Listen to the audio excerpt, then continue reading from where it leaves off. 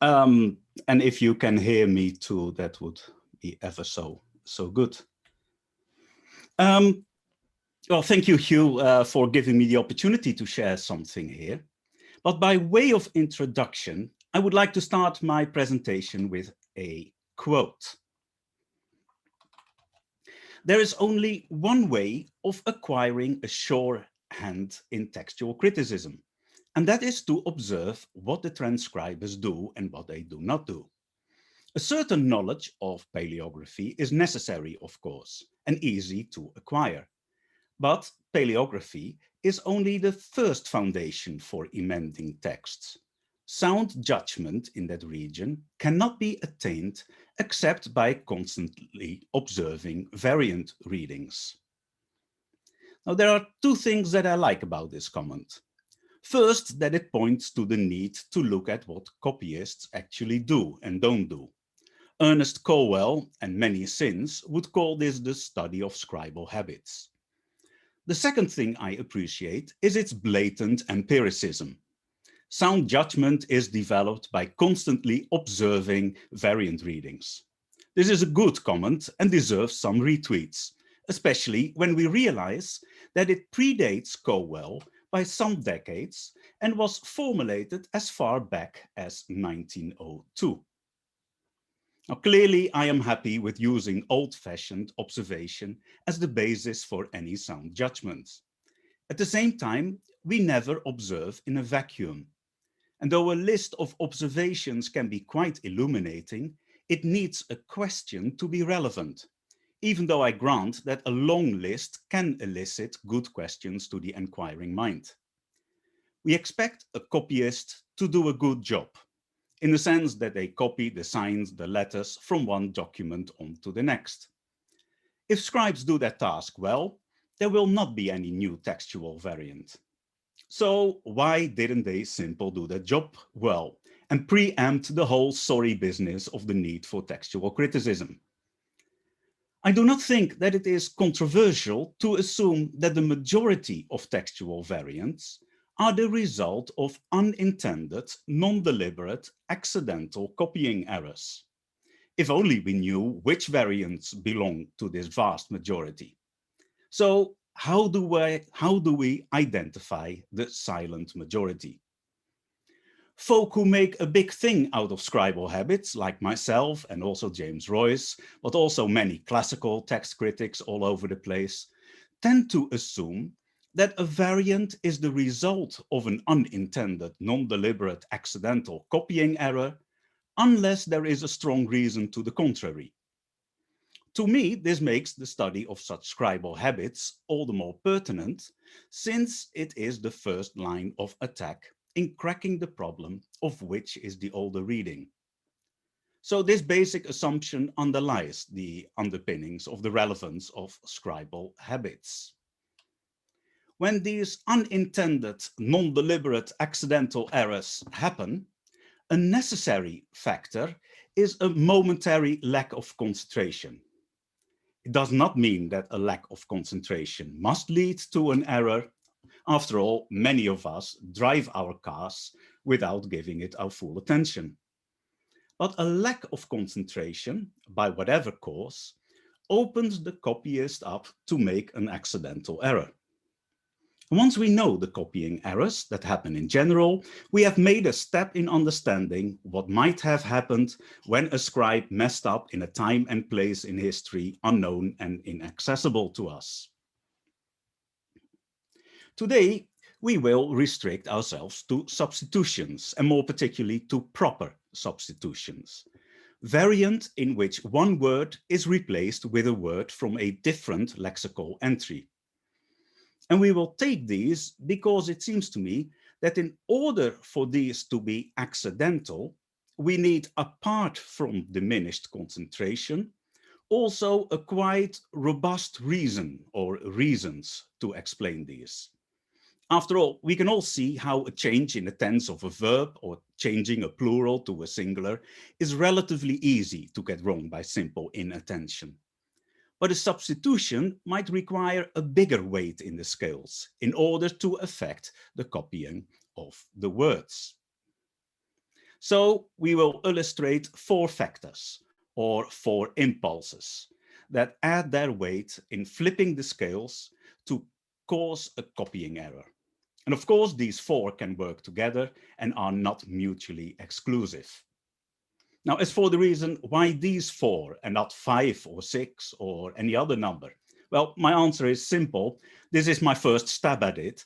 I sincerely hope that this work can be refined, developed, or if I am totally misguided, I hope this will be refuted. Now, let's start with phonology. Of course, substitutions due to phonology occur numerous times in changes such as hemijs, humijs, echomen, echomen, etc. However, the number of times that phonology is the main or even a substantial cause of my proper substitutions is relatively low, and good examples are hard to come by, or pure examples. And this probably because we raised the bar so high. The prettiest example I have comes from Surprise Codex Sinaiticus. NA28 reports in John 4:11 that beside witnesses leaving the words out completely, O1 presents he gune as ekine. The change resulted in the same number of syllables, one guttural replaced with another, and a change of epsilon iota to upsilon, suggesting that upsilon is already approaching an I sound here. The change results in a grammatically sound and contextually appropriate text. The change was caught and corrected afterwards.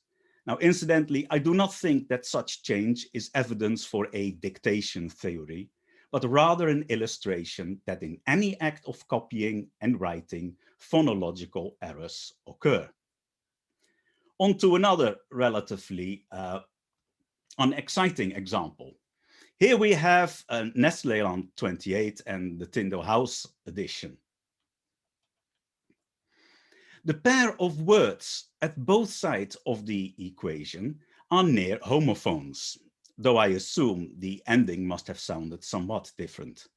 Now, not as pretty an example as the one in John, and the visual confusion may be more important than the phonological likeness of these 2 words.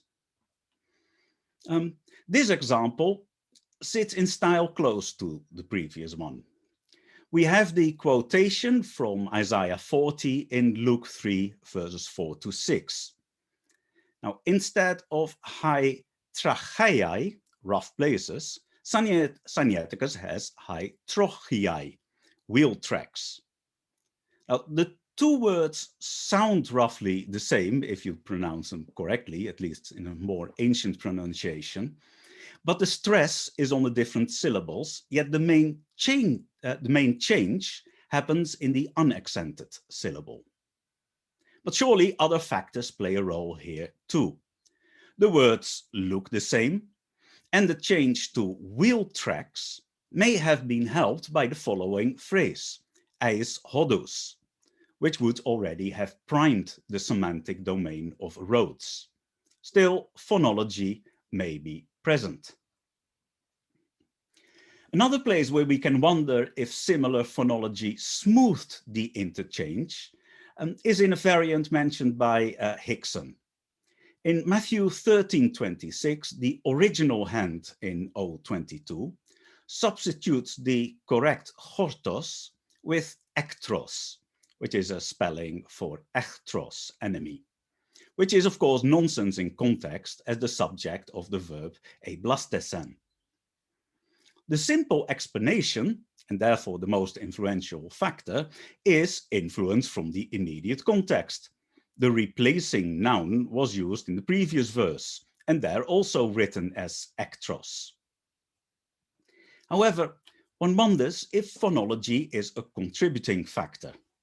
Clearly, the visual similarity between the 2 words is less than the phonological. The guttural pair, chi and kappa, and the dental pair, theta and tau, bring the words closer to one another than just the visual image would do. Okay, move on to harmonization.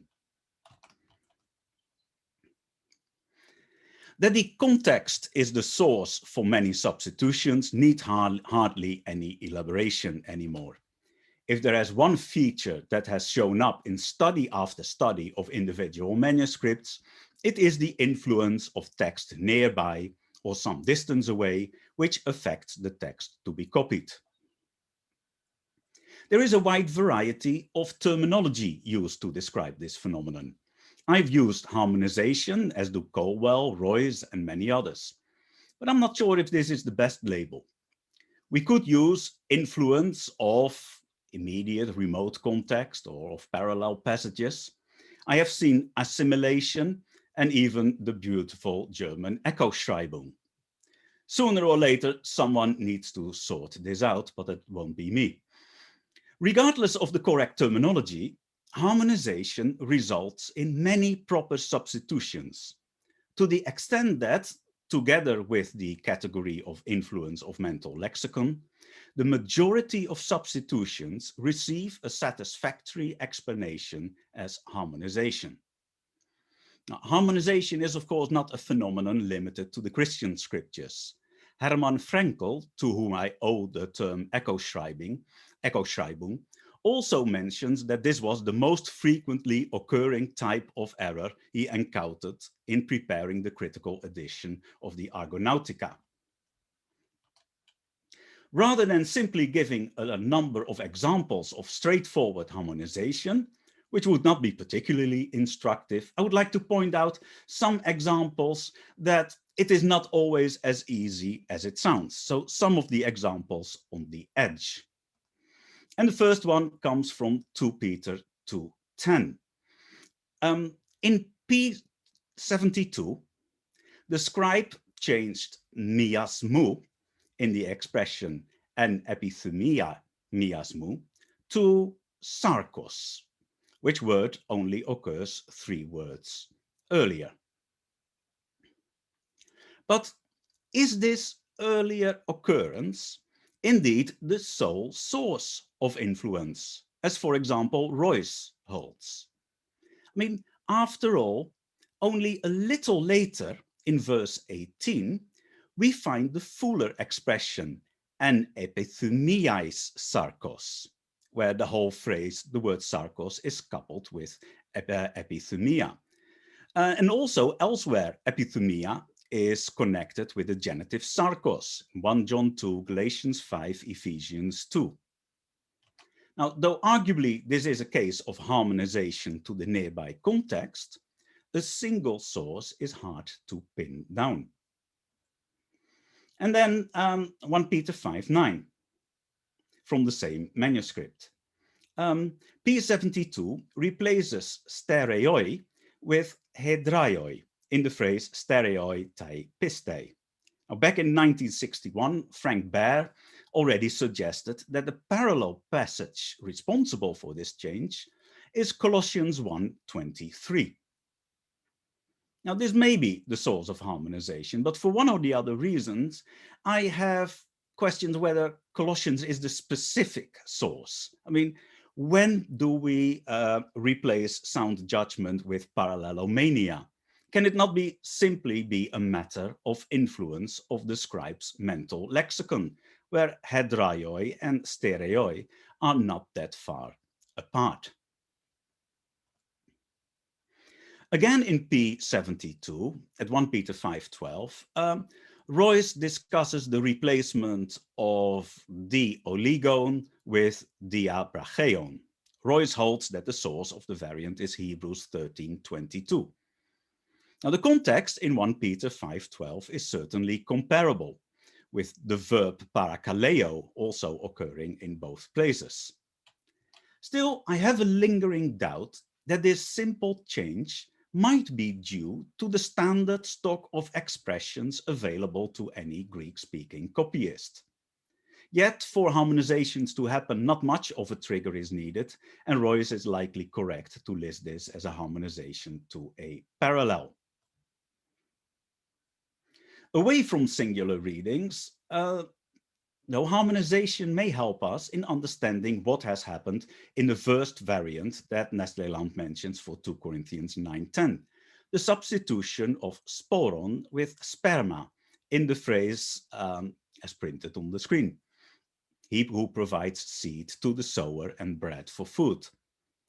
Now, the evidence for the reading sporon is not overwhelming, though old, B46, B, and then DFG.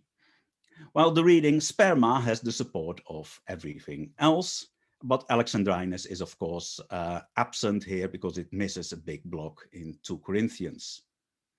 Now, it is in part because of the constellation of the evidence for sperma that I prefer that reading.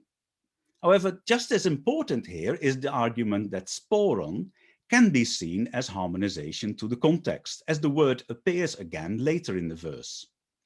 Yet, this is not the end of the story. Nestleland prints the words as in italics, indicating that these are a quotation, namely from Isaiah 55:10.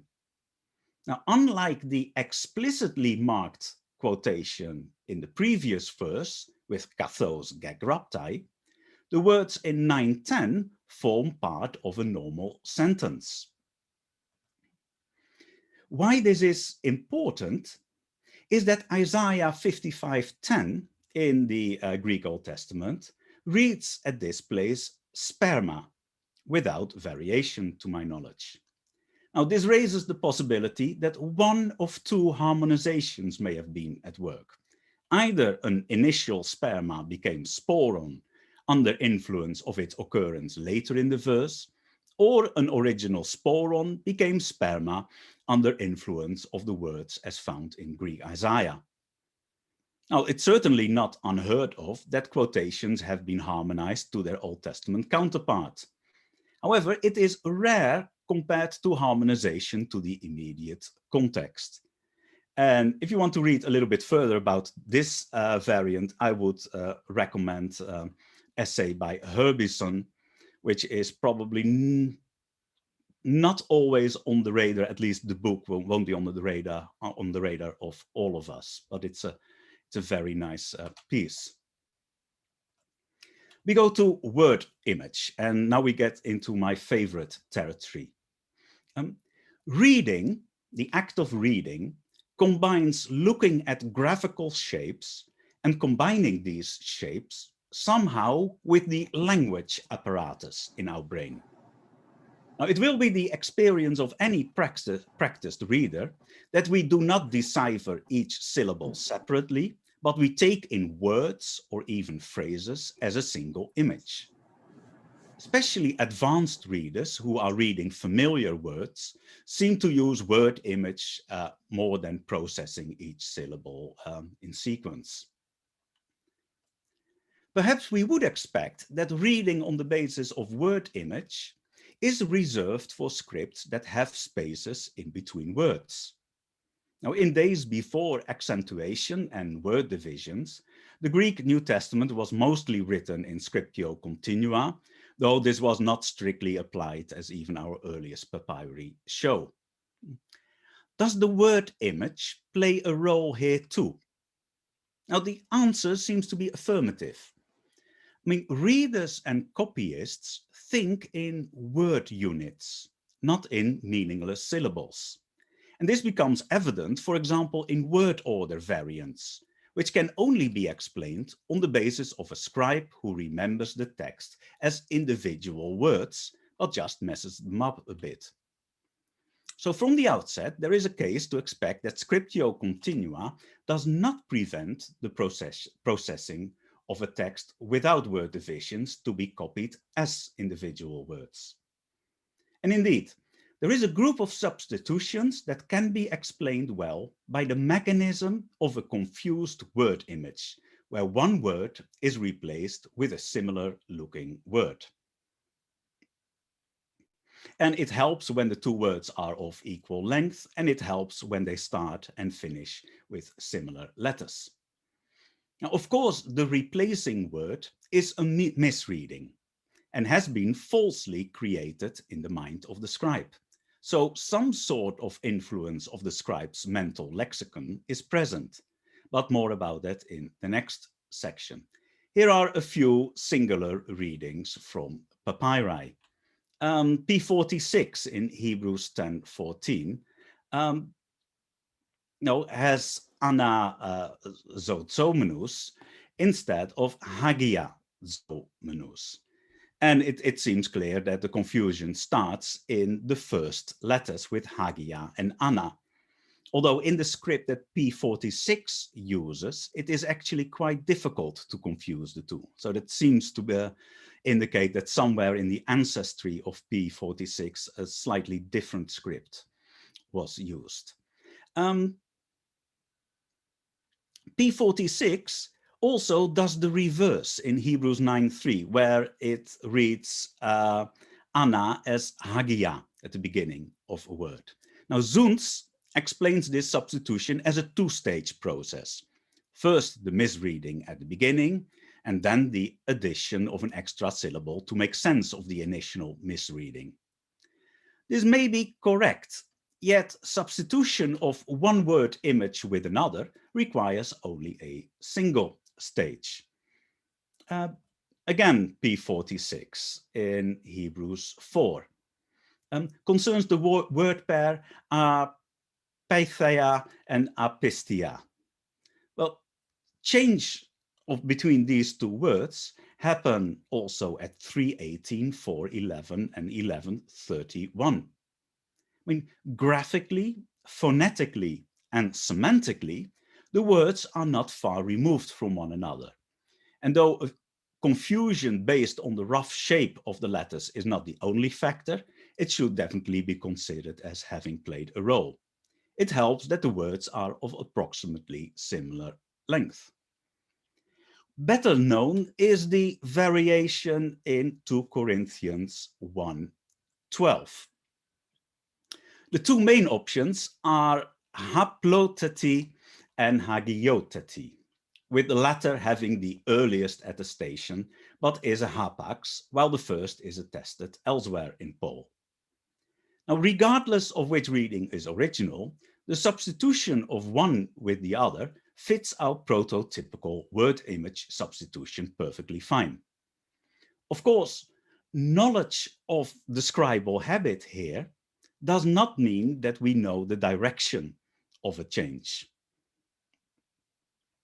Now, in this category, I would also place substitutions where you have two letters interchanged. In 1 Peter, there is a series of variants between suffering and to die, apathen and apathanen. And there are 3 of them. And in each time you get the same kind of confusion between the two. Now, finally, mental lexicon. A term already referred to earlier is that of mental lexicon. Now, this mainstream concept in cognitive psychology is by and large a catch-all term that describes how a word, a concept, phonology, and their visual representations are organized in the mind of a language user. If one word is activated, any number of connected words are activated likewise. These words can relate to the activating word by being a synonym or belonging to the same semantic domain, sounding a similar way, etc. The words have some sort of relation to one another. How I use the term in this particular section is to describe substitutions that are based on a semantic relation between the words involved. Again, nothing new under the sun. Harvey, in his French introduction to Latin text criticism, includes as a reason for substitution that those variants can happen through influence of the general topics of the work. And he said this back in 1911. Okay, first a couple of singulars. P45 replaces agathen with its near synonym kalen. Simple semantic substitution, John 17:3, P66, apempsas for apestelas, and elsewhere in the gospel, both words are used to describe the sending by the Father. And also the two words anistemi and egeiro have a tendency to be confused between the two and mixed up. P45 does it in Luke 11:7 and 11:8. P75 in Luke 16:31. And also Nestleland reports confusion in 17:9 and 17:23. Now this is an interesting one found in Sinaiticus Psalms. Here we have the phrase, those who inhabit the ends, and Sinaiticus has those who inhabit the earth.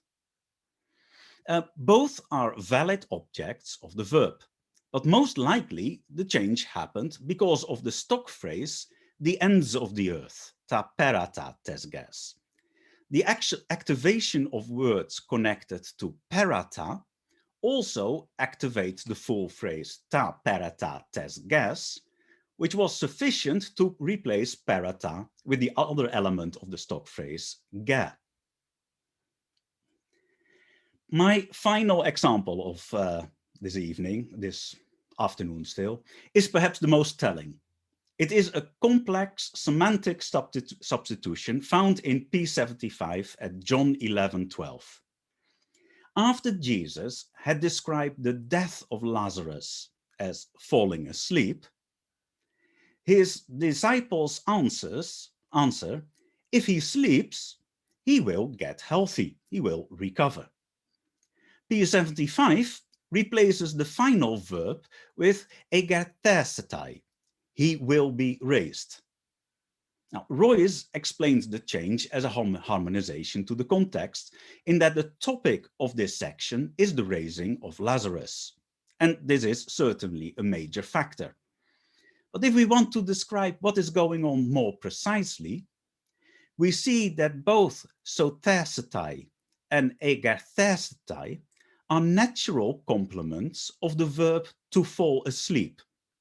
The first one in the context of recuperation after an illness, the second in the context of the Christian hope of the resurrection of the dead, in which dying is metaphorically described as falling asleep. Now, obviously, throughout these verses, there is a characteristic Johannine play on these two semantic domains, and both are intentionally activated by John. The slip in P75 shows that this authorial strategy worked, and perhaps worked too well for this particular scribe. So, what have we learned? Well, proper substitutions constitute an interesting category. Some of these can be explained fairly mechanically as influence of the immediate context. Others give us insight into the complex ways in which the language faculties of a copyist interact with the process of copying. Language ability and word association come into play. The meaning of words and of semantic domains play a role. And all these get a chance to contribute to the copying error once the concentration lapses for only the few seconds that is needed for an individual copying cycle. Our understanding of the copying process as a cognitive activity that requires a high level of concentration in order to be carried out without error will help us to some restraint in coming up with creative and fantastic speculations and ad hoc explanations which may perhaps not reflect reality at all. Thank you very much. Thank you very much indeed, Dirk, for the very thought-provoking presentation and the sight of many people clapping in the big window. As before, if people would like to indicate they wish to raise a question by typing it into the chat or by using the raise hand button rather on the reactions tab, we have time for a couple of questions now and then can return to discussion later. I see a hand raised by Michael Dormandy. So Michael, if you'd care to unmute yourself, please be first in the line. Thank you, Dirk. That was, as always, fascinating and really learned a lot from that. And I suppose you might not be surprised with my question, but how have you got any suggestions to how we can try and disambiguate which of these factors is the dominant one in any one case? Because presumably often it's very hard to tell. They all might have played a role. Some might have played more a role than others. But thank you. Yeah, how to disambiguate between the various factors, between the various impulses. Because we want to explain a particular historical moment and want to do that in sort of using general patterns, I think it's very hard to disambiguate. I rather see that people, or that I feel free to mention all the reasons that may have played a part, and actually have sort of compounded the effect, the overall effect, rather than that we try, for the sake of our databases or for the sake of our research, just stick with one reason so that we can add up all the variants that are caused by the same particular reason to tabulate them in the end. I think the whole process of copying and the reasons why something goes wrong in an inadvertent context, we can only sort of probe to the best of our ability and sort of read up on what the guys in cognitive psychology are doing, and in reading there's a lot of good stuff going on there. Thank you, it's really helpful. Oh, you're always welcome. Thank you. Any other questions or observations at this point? Christina, I see you have a hand raised. You can unmute yourself and ask your question. Thank you very much. Thank you for this presentation. I can't stop thinking about what you said about syllables and that people would think in words and not syllables. But then I remember hearing so much about how people learned Greek and also Latin in antiquity. So how native speakers themselves learned to write and that it was always done in syllables. So how does this go together? Well, if you do not know a text, a Greek text written in scriptio continua, you must voice the syllables to make sense of it, the first time unknown situation, because it is only because the absence of a word division, you cannot start with the word image as such.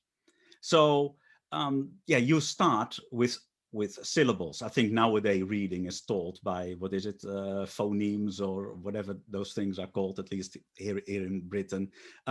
You start with the smallest meaningful unit possible. But I would assume that when we are on copyist level, we are in the advanced users level. And it's the same way, if I read a text, which I know sort of the jargon pretty well, I can very much rush through it because I don't need to unpack sort of individual units. Now, when it comes to languages such as Hebrew, in Hebrew, every sign that is written down has quite a heavy load when it comes to meaning. Every letter sort of means something. And it's much more difficult to work with word image in those languages because every letter matters. While especially in English on a sort of an average level text, or for you in German probably as well, you can breeze through it and you can read quite quickly. And even you don't need to read every word. Every few words, sort of, if you pick up the main things, that's sufficient. Now, copyist is somebody very intimately working with text. And I would assume that we are not talking about learners anymore. At least most of the time we have a copy text, we are not talking about learners. Thank you, Christina. Super, thank you very much indeed. at that point then, Dirk, we will thank you again as the end of this first paper.